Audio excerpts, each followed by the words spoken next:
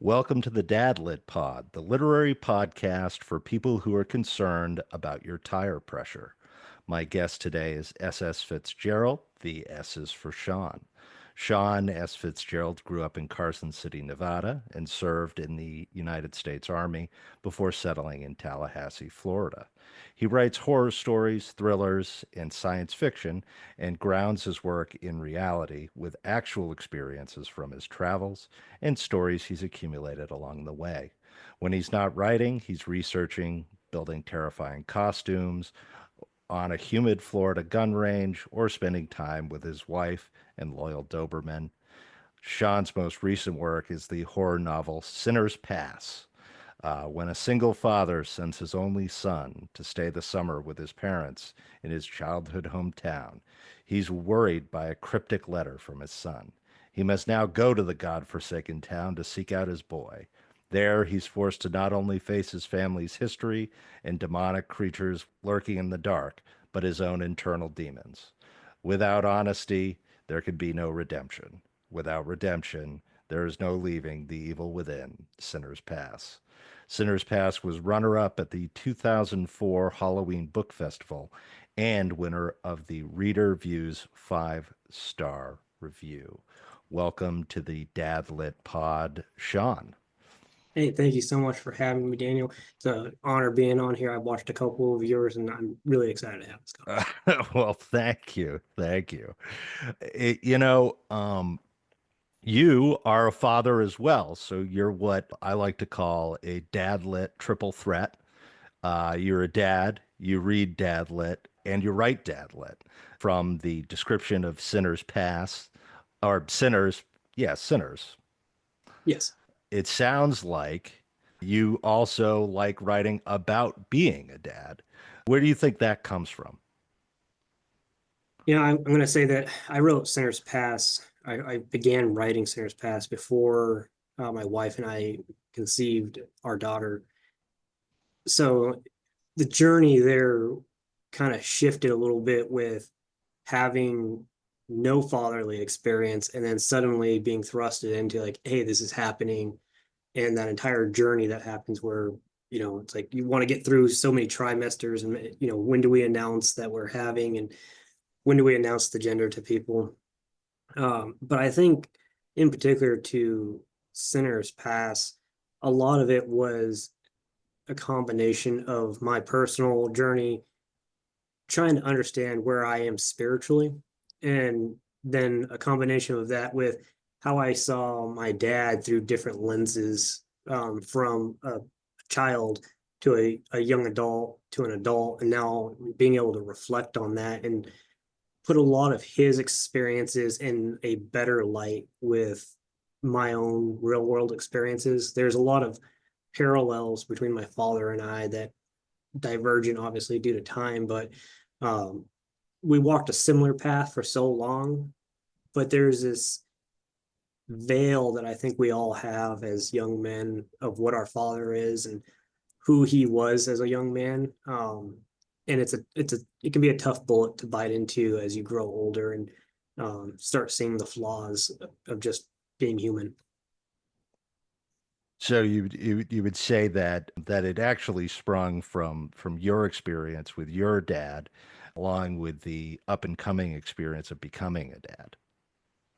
Yeah, and I think there's a shift in tone that you could probably associate in Sinner's Pass where, I knew my daughter's gender, and that kind of changed my author's voice a little bit in Sinner's Yep. Pass. But yeah, a lot of it was more centered around originally just uncovering mysteries I had as a kid with my dad that I didn't learn about until I was an adult. Oh, okay. And so basically, you from your perspective, the father in Sinner's Pass is an amalgamation of both your experience and your father's experience. That's tough because I don't want to spoil anything. Okay, I well, this is I what don't. I'm getting at. Yeah. I don't want to ruin it, but this sounds quite interesting. Yeah. So, So yes. I can absolutely break it down. So I don't want anybody to read Sinner's Pass and be like, that is a terrible, dirty family secret you have. No, it's not like that because there is a plot twist and all that goes into the story. That so please don't read that and think like, wow, you have a really strange childhood. No, not at all. Uh, so my father was a Vietnam veteran, Oh, and okay. and he had a lot of pride at certain points about that, and then he definitely struggled with post-traumatic stress. Didn't have a word for it back then. That wasn't a common phrase in media until after 9/11. So but I didn't know how to connect to what my father was going through because I didn't know he had it. Yeah. And looking back with some of the stories he told me, because there was some bravado that my father approached stories with, that when I grew up, it was an obvious path like, hey, I'm going to try and live up to this legacy that my father set out. And his father before him, who was a World War II vet, fought in the Pacific, that my father always pitched it that he volunteered for Vietnam. He was very proud about that. He said, I wasn't a draftee. I chose to go in. But as I found out after his passing, that wasn't entirely the truth. My father joined the Navy Reserve in the hopes of not being sent to Vietnam. Hmm. And then my father failed to show up to certain amounts of, I guess, the drills that they had for the Navy Reserve, Yep. which if you don't show up, you get a letter saying, hey, we're going to ship you off to Vietnam. And my father broke down and tried to avoid it as hard as he could. And his father is the one who said, no, you made this mistake and you need to own up to it and go if that's what you're being ordered.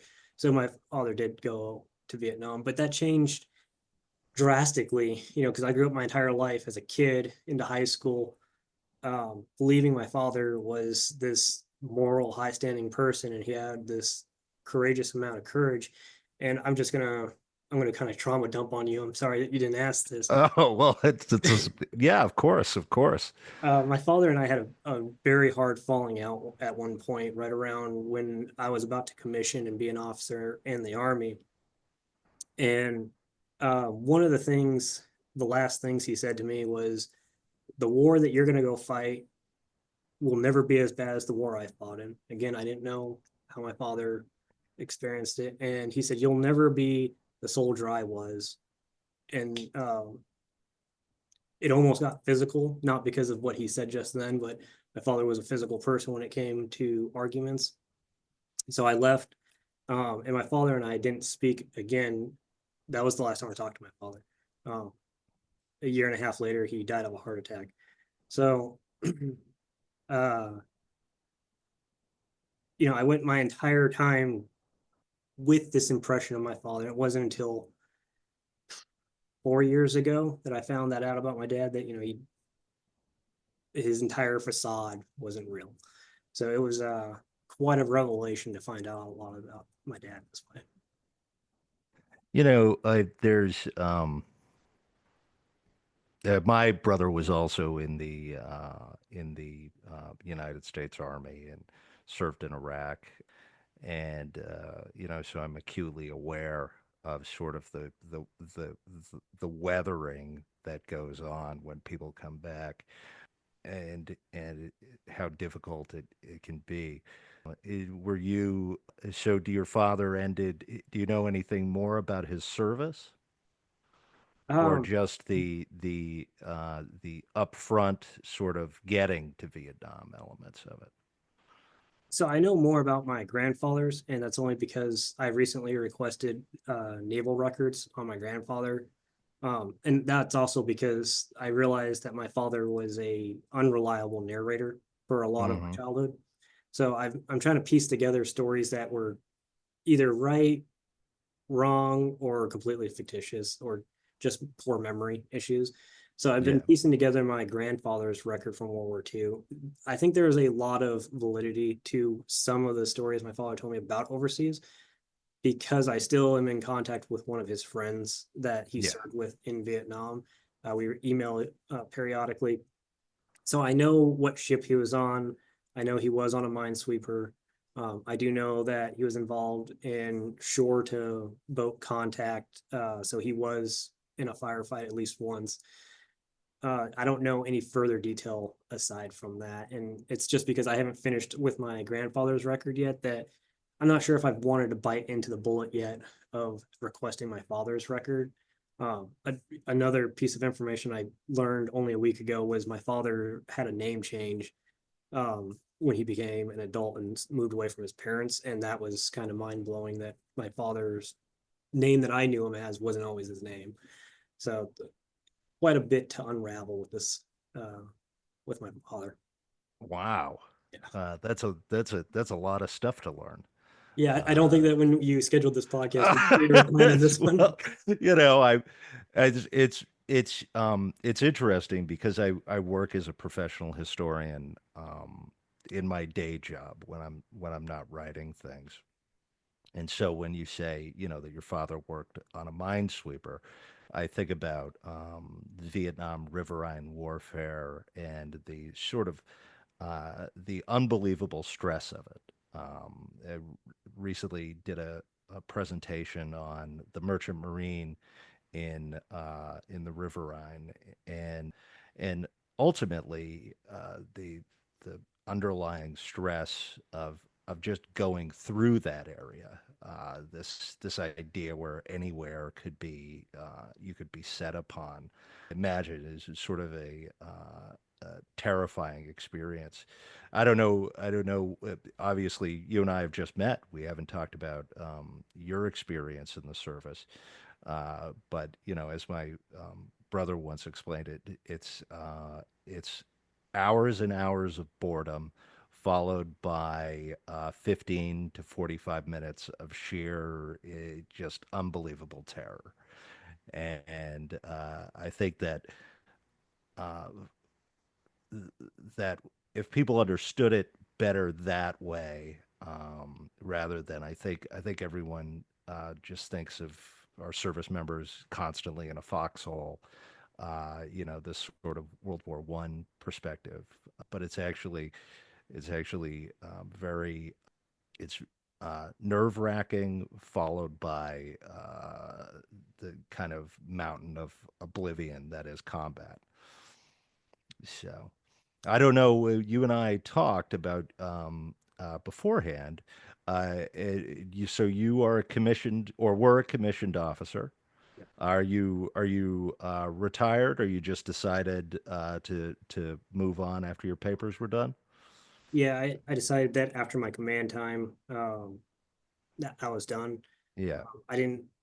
I I went into it thinking that I was going to do career, and after seeing everybody else's experience around me, it's very hard to build a family. I mean, don't get me wrong, you it's guys do. impossible to build a family. Yeah, yeah, So I really wanted to have a family, and I didn't want to wait, 10, 12 more years to start a chapter in my life.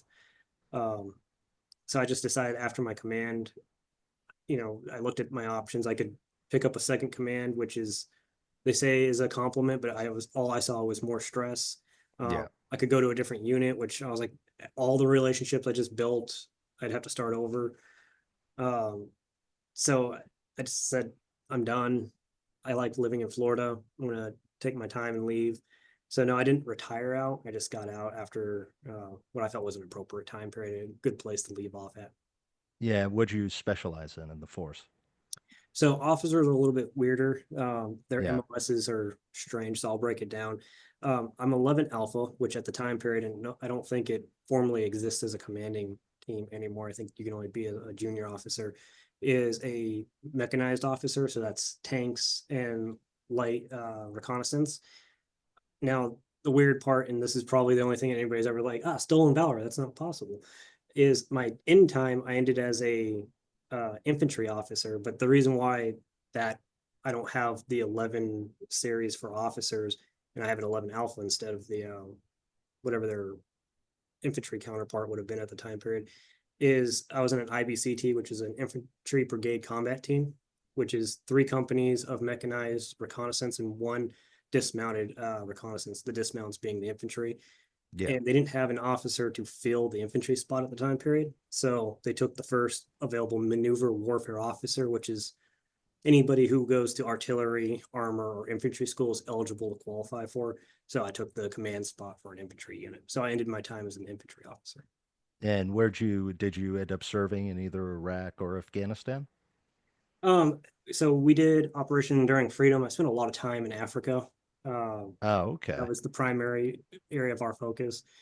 And it's weird to say like Operation Enduring Freedom because everybody thinks immediately about Afghanistan and that being the Yeah. primary area of operation. But it's weird how the CENTCOMs work. It's like an entire region of the United or of the world. Um, Yep. and then with the exception of like Iraqi freedom being very focused on just Iraq for some reason. Yep. OEF is like an entire region of the planet. So that's where I spent the majority of my time. And there's not a whole lot to talk about it from that side, except for just kind of being able to look back and say, at least I volunteered and did my service as opposed to breaking down and trying to avoid it. Uh, Yeah. like obviously my father in a completely different timeline and situation. So a lot of reflection has happened in the last, I'd say, like 3 years as I've learned more. Hmm. You know, it's weird, but it sort of you being. I imagine you were in Egypt when you were in So Africa. further down is the Horn of Africa. So it's Oh, the okay. Somalia, Djibouti, Ethiopia area. Yeah. So it sort of reminds me of I don't know if you're familiar with the book The Four Feathers, Yes. which takes place in that part of the world and comes in the punitive expedition against the Mahdi after Gordon and Khartoum. And I think it, an interesting book in that it explores sort of the nature of courage. And I'm just reminded of it because obviously you were talking about AFRICOM and your own service and the experience of your father. So this all influenced your book Sinner's Pass. So it's Yeah. a very personal book, is what I'm hearing. I think I think any author who tells you that a book isn't personal is either a sociopath or a liar, or maybe. Oh. Yeah, I mean, every book has a little bit of us, and every character has a little bit of us in them. yeah. So again, I don't want somebody to go out there and read Sinner's Pass and be like, well, he's not telling us something because Sinner's Pass is obviously a much darker book. It's a horror story. Yeah, It covers some very extreme topics. So anybody out there who's listening, if you're not okay with heavy drug use and some references to sexual assault, not the book for you. yeah. And extreme body horror as well. Those are all very much present there. But just uncovering family secrets Hmm. through time is really the influence there. And then a father's like I feel like I'm painting my father in a terrible light. He was a good father to me overall. I think he did a fine job raising both myself and a friend, a very dear friend who didn't have some parents in his life. So he raised two great young men who went off to serve their country in different aspects. So don't take this as a I'm just crapping on my dad today. No, I didn't think that at all. The and of course we're talking about dad lit. I have a horror manuscript that's with the agent. It hasn't seen publication, but it focuses on the horror of male despair. And I think that one of the things that I've found is that when I'm writing, I find that I connect and create characters that have an element of them, particularly male characters that have either an element of denial or an element of despair to them. And I don't know why I do it, but it's sort of it's almost instinctual. And so when I sat down to write a horror book based on an idea, it was just an argument I had with my wife where I felt like I wasn't being listened to. So I wrote effectively a horror story about what would happen if people had to listen to a person. If a person, sort of everything they said was followed through with, and how that might affect a person or their relationship with other people, and sort of an idea of like laying a that a person's imperfections and a person's demands could suddenly become a ticking bomb almost. And so that's what my first horror book is about, and I think a lot of that was very personal from my perspective. And I wonder if horror, because of the need to or the impulse to touch upon those sort of inner things that uh, are emotionally overwhelming, has to come with an element of that. Would you say that you found that was the case? Because you've now written two horror novels. Yeah, I'm actually gonna say that for my upcoming series, it probably resonates a little bit better with that. In that, Alone Together, which is my upcoming series, I definitely use certain characters to kind of trauma dump, and Hmm. rightfully or wrongfully. I've come across some amazing individuals in my time, not just in the military, but just wandering the world. And there's this hesitation to address trauma Yeah. in any form. I'll say that I see it the most in my friends that are law enforcement. I see it the most in my friends that are emergency management, paramedics, firefighters to some degree. There's We gloss over it with humor. I think that's the most common one, but that's just scratching the surface. That you said that there's kind of this universal feeling of despair for men in particular. So when it comes out in horror, it feels like we're trying to communicate that. And I do think that there's some validity to that thought. But what I think it really comes down to, it isn't gender specific, it's that trauma response. Terrible experiences from EMS people that I've gone through with. I hate to say it, sometimes the easiest way people open up is over an open bottle of name your liquor. Yeah. And you hear what they have to put up with, or they have to communicate something that is devastating news to somebody. A father who just found out that he lost his son through suicide, and you have to tell him that it's already gone. How do you handle that? And you have to be there as the authority figure, handle the situation, control the scene, and you have to watch this grown man break down in front of you. Uh, it can be extremely hard, and then you have to go home, take off your uniform, play with your kid, Yeah. cook dinner for your family. And do you talk to your wife about this? Is she going to understand? Not that she couldn't understand the problem of going through it, but is that something you really want to try and make her grasp at the same level that you felt just moments ago? Uh, so yeah, I think that all comes out in various different forms. I hate to say that writers are known for their alcoholic natures, their drug induced. I Yeah, they're barely drink, repressed. and I would consider Yeah. myself a pretty chill person outside of my horror writing. Uh, so anybody out there listening to this, don't think that we're all just sitting here drowning our miseries. But we have to get it out, and I think literature, when men in particular, because I don't know, I'm sorry, I'm taking up a bunch of your time, not letting you. No, no, no.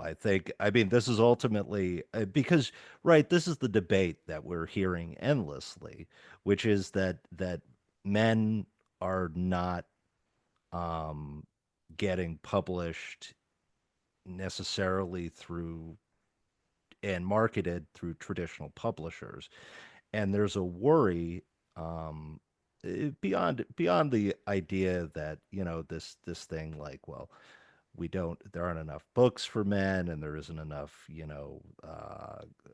fantasy for men and romanticy is taking over, but rather that there's a concern that men are missing out on the importance of literary interiority.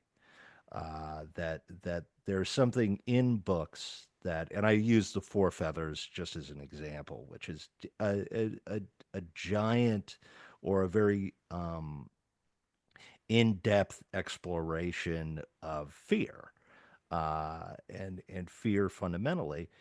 And it begs the question: is are people learning? The people aren't necessarily learning the same thing from watching even the best show on Netflix, right?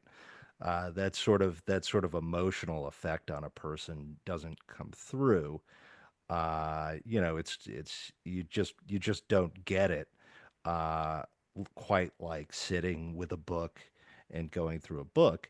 And so part of the Dadlit Pod thing, and part of the things I didn't know we were going to talk about it tonight, but I'm glad we are, Perfect. is emphasizing that importance from a literary perspective and what those perspectives that aren't being published and aren't making it to the shelf have to say. And I think across the board, uh, it's there are all sorts of human experiences that are best shared um, in a literary manner. I agree with you. And I'm going to go back to what you mentioned earlier about traditional publishing because I saw that entire topic unfold on social media. I think Yep. you that's what you were alluding to. I do think that traditional publishing currently in its current state caters to a specific audience with a specific interest. And right now, what's hot is some type of romance, generally in a fantasy setting. Not saying it's right or wrong. That's just what's hot and that's what sells. Yep. Eventually, it's going to swing and something else is going to be the new fad that's going to populate bookshelves. I don't think that that's the biggest thing, but men overall, just if you try to go into a bookstore and say, I want one that talks about what it's like to be a lonely dad. There's not a men's section for lonely dads. Yes. Um, things of that nature, but there's single mom sections. There, Yeah. there's women's sections. There's women's literature. We don't have just a flat men's section. So you have to go into a general genre that you want, and then find something that might tailor to that. I do think that the indie scene has provided more of that, and I say that just because right now, if something's not selling in the traditional route, it's easier to go to the indie route and get a story out instead of waiting 10 years for, let's say military thrillers to become hot again. Yeah. So you can get it out there. And I don't think there's anything absolutely wrong with that, but there absolutely is a communication that happens through words that can't happen through visual media. And you said it perfectly yourself. And we can see it inside of situations, let's say war, that's a common one to touch on. Uh, you can watch all the war movies you want, and it'll never really show you what PTSD is. And Yes. I didn't know what PTSD was as a kid, and I grew up with a father that severely struggled with it now that I know what it looks like, and it affects everybody differently. It's not the Hollywood impression that this guy is just a ticking time bomb to do something. And it's not always a depressive guy who's gonna, hurt himself. It affects everybody differently, and it Yeah. doesn't have to be war that necessarily causes PTSD. Rape survivors obviously have PTSD, so that is easier to communicate through literature because you can explain these feelings and these different senses. And the example I use oftentimes is with the old breed, which follows Yeah. the Marines during the Pele Luke campaign. And Yeah. With Eugene Sledge. yes, yeah, it Yes. talks about him sitting in a foxhole that they fought over for like 5 meters of ground over like I think it was 3 days. And he says how all the bodies are around him. The insects that were flying around no longer can fly because they're so fat from eating the dead. Yeah. You don't communicate that in a different visual media than when he's talking about it and how he has to watch it go from a Japanese soldier to his friend. And this bug is just getting fatter. That is a completely different experience to try and communicate. And we Yeah. can share very personal experience as well. Yeah, I think my the sort of equivalent that really I think touches upon the power of a literary retelling versus just a straight retelling is probably Catch 22 by Joseph Heller, which is treated as a comedy, but is actually about sort of the absurdity and overwhelming alienation and terror of warfare, as told from the perspective of a person who is in the plane.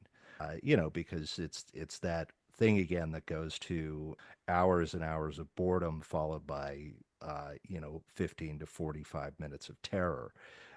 And how do you express the sort of power and alienation of that experience and the sort of like feelings of being in there in a way that is engaging and communicates the emotion. And I think he does a terrific job. Heller does with that book. I think that, obviously men's literature exists. It's harder to find, Yeah, and it's more nuanced, I think, in the type of experiences that we're trying to connect with, because we're not trying to connect it with a physical love or a an emotional love.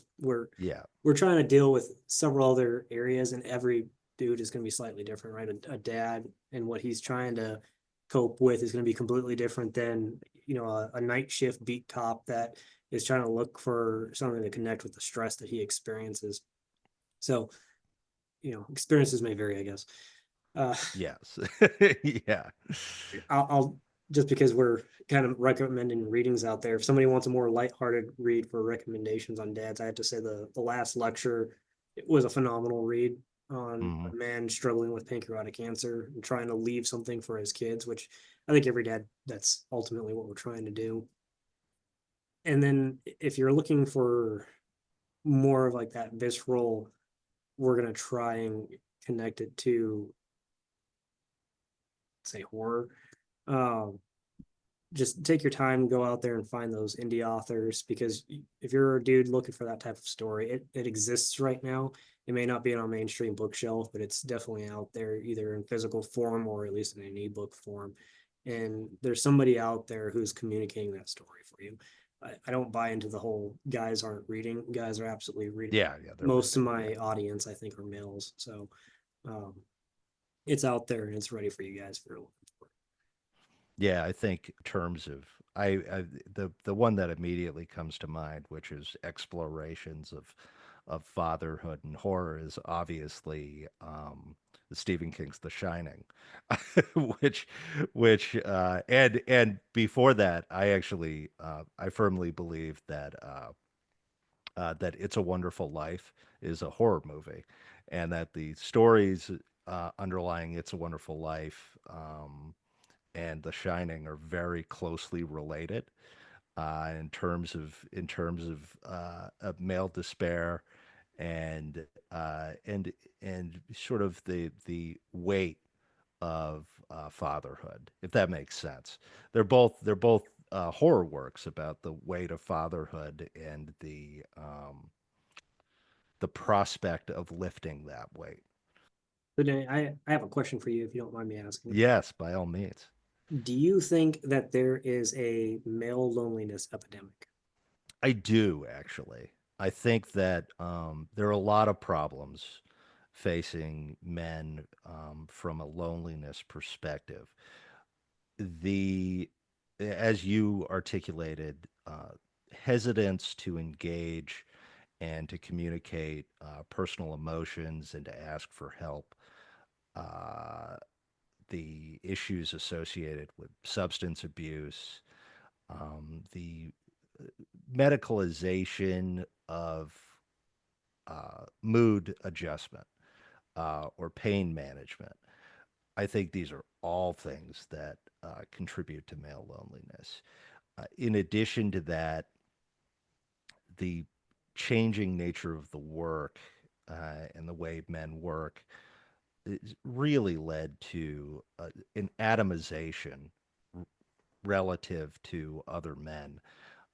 And at the same time, there's a loss of the third place. So, for a long time in America, um, men got together physically with other men and had shared drinks, were part of clubs. They were part of mutual aid societies. I mean, ultimately, we talk about the Masons and all these other organizations, but what those organizations were charitable mutual aid societies. It was a place where men came together to socialize and eat together and to go out and help people. The Shriners built hospitals, for example. And I think that um, by having a society that is very mobile, very online, and because, of course, you move everywhere, you're always moving. You had this experience when you were in the military. It is very difficult to establish lasting friendships unless you really try.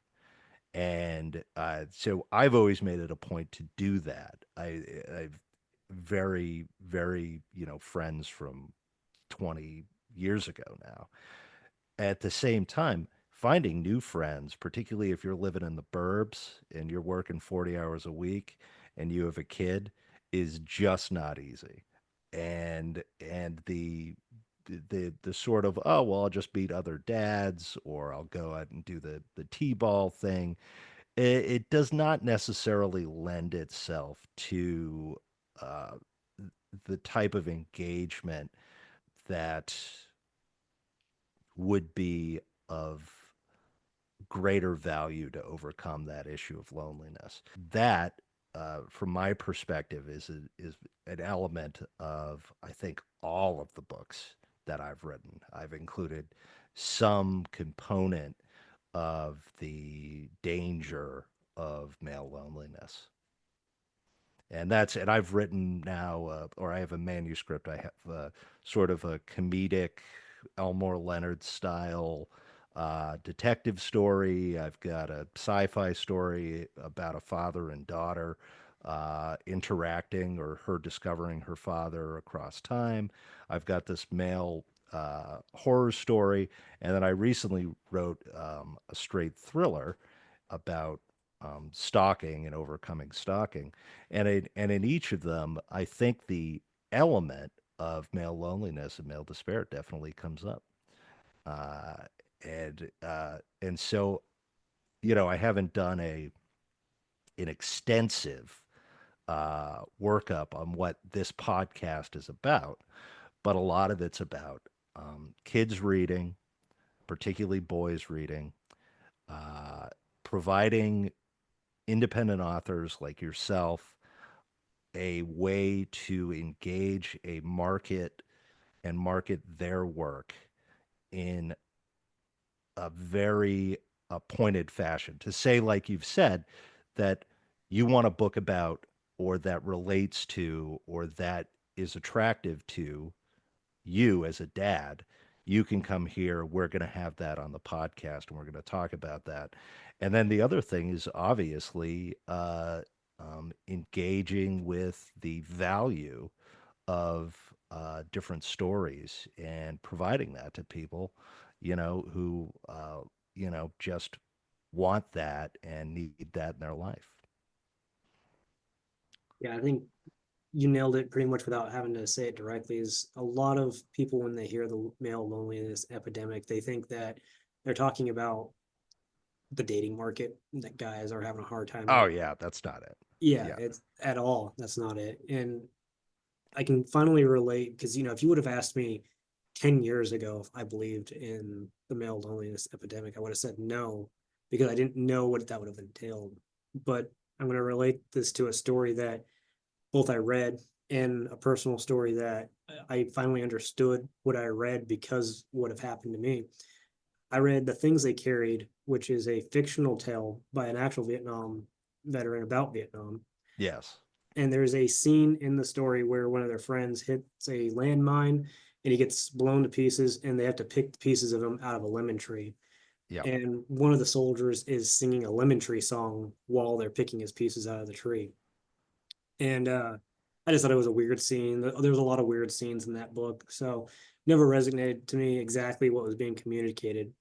And then when I came back from a deployment, uh, got out, started a corporate job, and in the middle of being trained up for my job, I got a phone call from a mutual friend that one of the lieutenants I deployed with had killed himself a couple hours ago. Oh no, that's horrible. And I don't know how you go back to work that after that, but I Yeah. did it. I took the phone call and I went back and I sat down, went to training, and um, didn't tell anybody what was going on and what else. Like I can't even remember that day aside from that phone call now looking back. But then I remember the jackass thing that I did at the end. I'm sorry if I swore in your podcast. Oh no, that's okay. I make sure everyone knows we're explicit. Okay. Uh, This is dad lit pod, man. some you know what I'm getting into. I have a filthy mouth outside of it. Yeah. Uh, I made a suicide joke at the end. Somebody said something. I made a suicide joke, and it kind of I don't know why I went back to that story I read. I was like, that guy was going through something, and that was the only way you could handle it at that moment. Yeah. That's what I did. I didn't know how else to handle it. I made a joke. I can't even remember the joke I made, but I remember making it, and because nobody else knew what was going on in my life, all the people I worked for at this company didn't know. They just thought it was a kind of an off-color joke and went about their day. And I was like, I just lost somebody that I spent 12 months with, and made a joke about it because I didn't know how to process it. Yeah. Do you think you wanted someone to ask you? No, I think I probably should have just gone home, but Yeah. yeah, I didn't want to be male loneliness. I didn't want it to be, oh, woe is me. Yeah. Um, so I didn't want to say, hey, I'm having a bad day, because that's a guy thing, right? You can't take a knee. And I didn't want to tell somebody because I just found out myself, and like you don't know who this person is, and I don't want to have to explain to you this intimate connection I had with somebody who is now chosen a the ultimate delete. Yeah. So but I see that a lot in EMS, police, military. This kind of just like off dark humor, and we all kind of bond over it. But I think it's really just that shadowing of like, hey, we all understand with my military friends. If I make these type of jokes, they know where I'm coming from.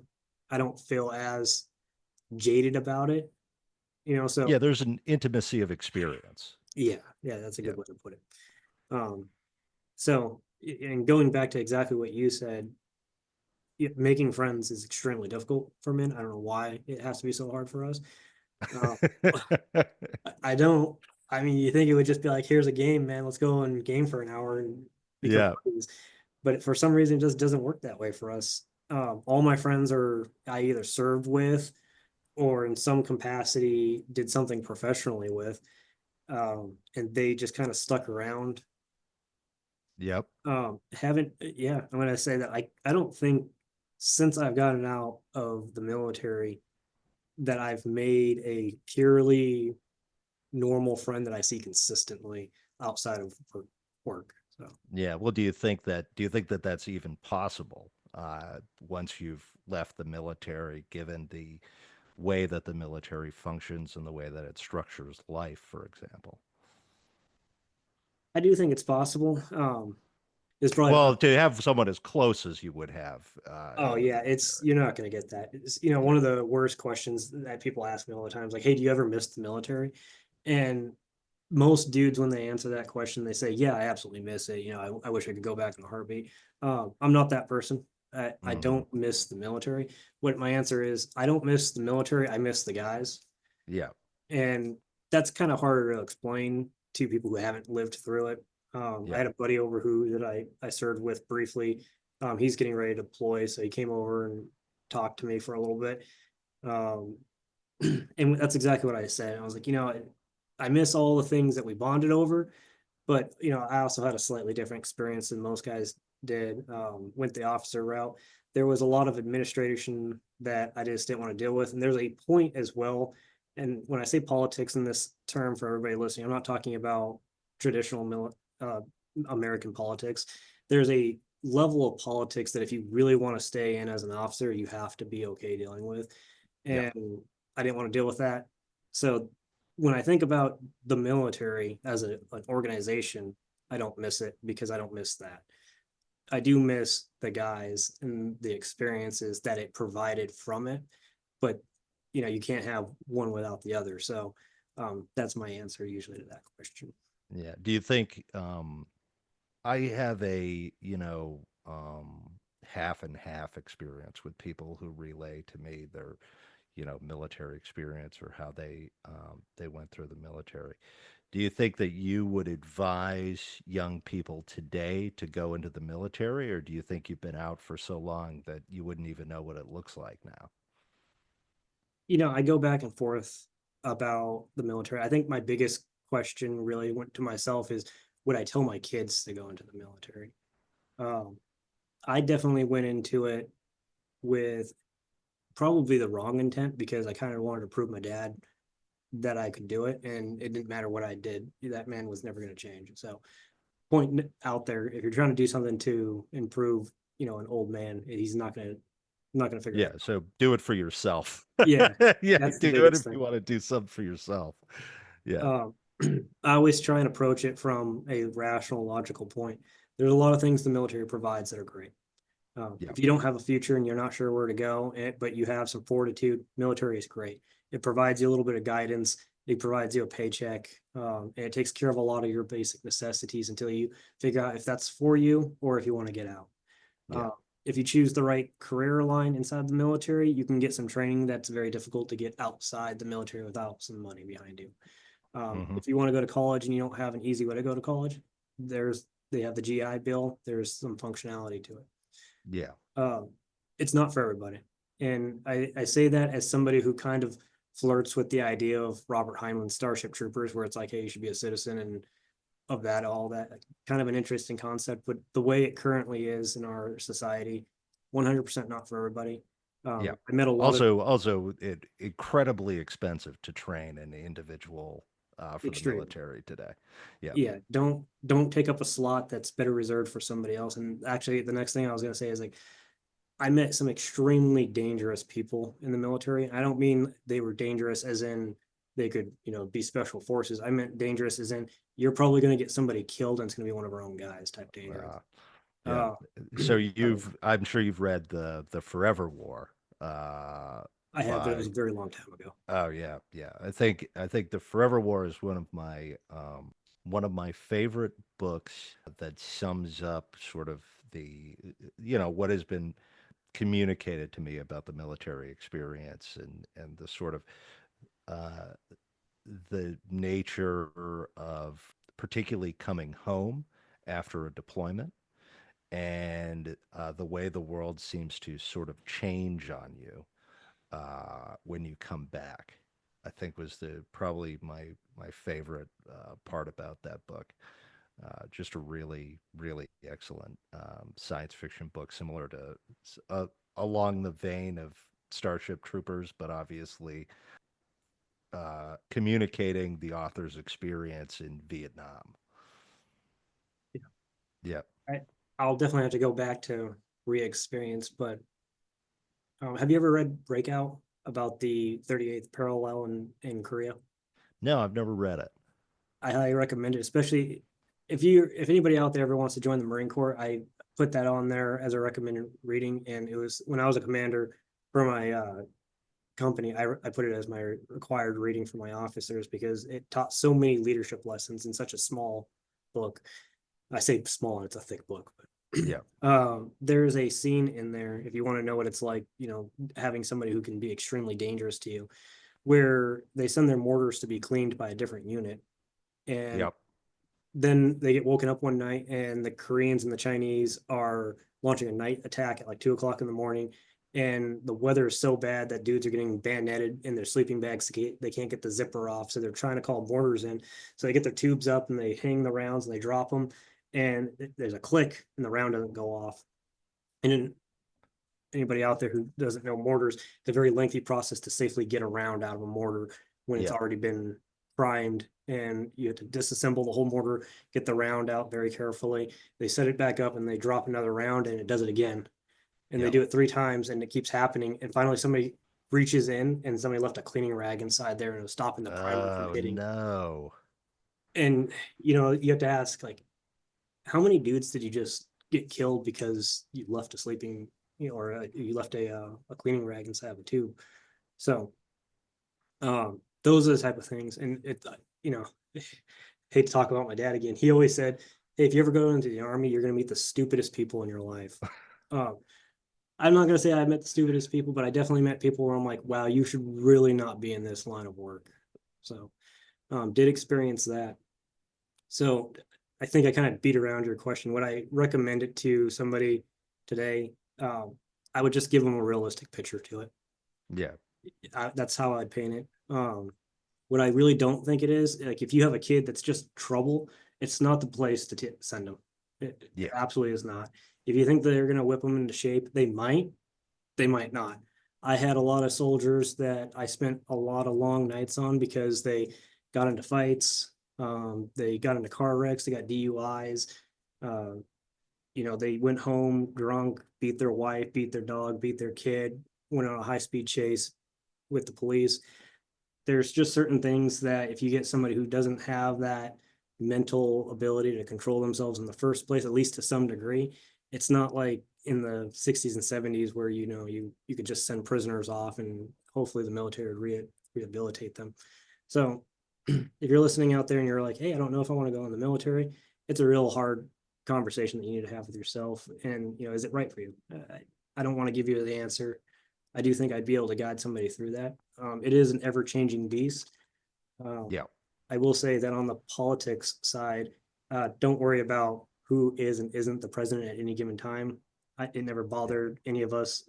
I served under 3 different presidents, so you know it never ended up impacting me personally. So if that's, I hear that and I say that because I hear it all the time. I'd serve, but not under this current president or something like that. It doesn't matter. It doesn't matter. Yeah, it Then you shouldn't go in yeah, because guess what? It can change. yeah. It's probably going to change while you're in. So Yeah. Yeah. Yeah, no, that's never a good way to approach it. Um, so your next project is going to be military themed, is what I'm hearing. yeah, it's a post-apocalyptic horror. Yeah. Uh, Takes place right at the fall of what we would consider modern civilization. Uh, there are 2 primary military characters that it deals with. You have a current military captain, and then you have a former veteran from a special forces group. And they also have their colleagues that join them. We have an EMS, several police officers that are present, and they are very much voice pieces for different experiences either I've personally had or have gone through, vicariously through friends of mine. Never used the exact experience, obviously. So anybody out there who's hoping to like learn a little bit too personal detail about me, you're not going to get it there. Um, for those of you who want to know what it's like to deal with the administration side of the modern army, absolutely you're going to see it because there's this like perception. I think Hollywood forms it Yeah. that the military is this all-knowing, all-seeing, perfect organization that if something goes wrong, they're there immediately. And there are so many pieces that happen during any type of disaster or problem that the only thing that the military realistically provides in chaos is a form of order, and that order may not be right. Uh, Yeah. Hurricanes are a great example. I'm not sure. Do you live in an area heavily impacted by hurricanes? Virginia. So Virginia. yeah, occasionally. Yeah. Okay. So I live in Florida, heavy hurricane area for us. Seeing the National Guard during summer is like seeing ants during the summer. So it's very common sight after a Hmm. hurricane rolls through. And people have this perception that the military is there and they're fixing all these things, but there are a plethora of things we can't do. Yep. And one of the biggest things that I think is hilarious when people will be like, "Hey, my car is pulled off into the ditch." They're not allowed to touch your car. They can't pull you out.